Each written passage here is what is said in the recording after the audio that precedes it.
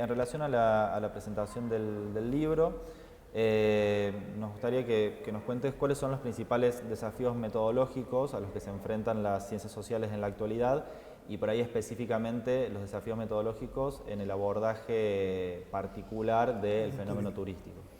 Yo creo que un poco lo que hacemos en investigación social tiene que ver con una serie de manejos de herramientas que quizás la podríamos, yo siempre hago la metáfora del telescopio, del microscopio, ¿no? Para un astrónomo, para un biólogo.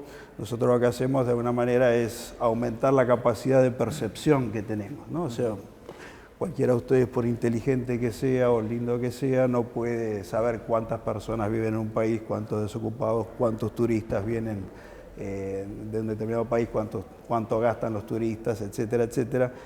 Y eso hace que tengamos entonces a disposición de los sociólogos, los investigadores sociales, una serie de herramientas que quizá lo que hace un poco específica hasta este campo, ¿no? O sea, todos reflexionamos y tenemos ideas y ganas de cambiar la sociedad y visiones sociales, pero quizás un poco en el tema más profesional o académico o de investigación, lo que hacemos es tratar de manejar este tipo de instrumentos de la mejor manera posible, ¿no? De la manera más responsable posible, siempre lo hacemos con algún objetivo social. Por otro lado, tenés todo el tema de la creación de indicadores. Los sociólogos, cientistas sociales, quizás nos pasamos la vida pasando cosas conceptuales a indicadores empíricos, que parece una cosa fácil cuando uno lo hace efectivamente en la vida real de investigación. Por ejemplo, pensar qué es participación política o religiosidad o xenofobia, etcétera, etcétera, es muy difícil a la hora de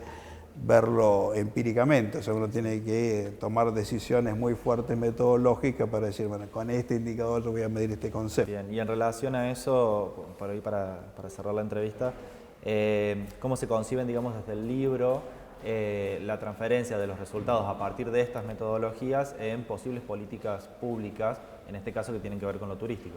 Bien, muy buena pregunta.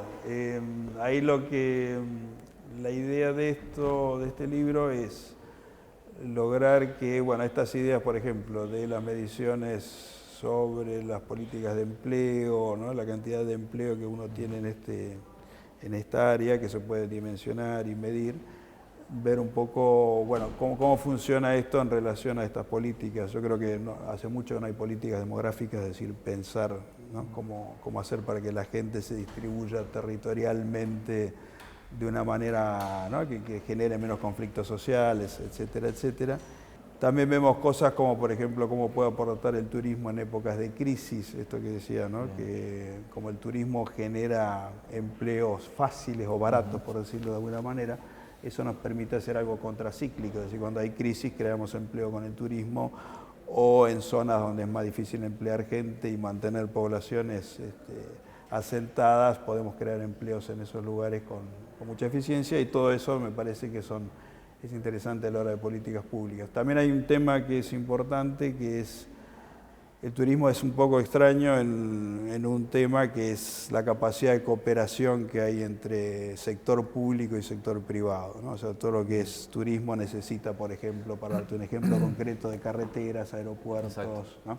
Todo eso no proviene del sector privado específicamente, sino que está regulado por el sector público.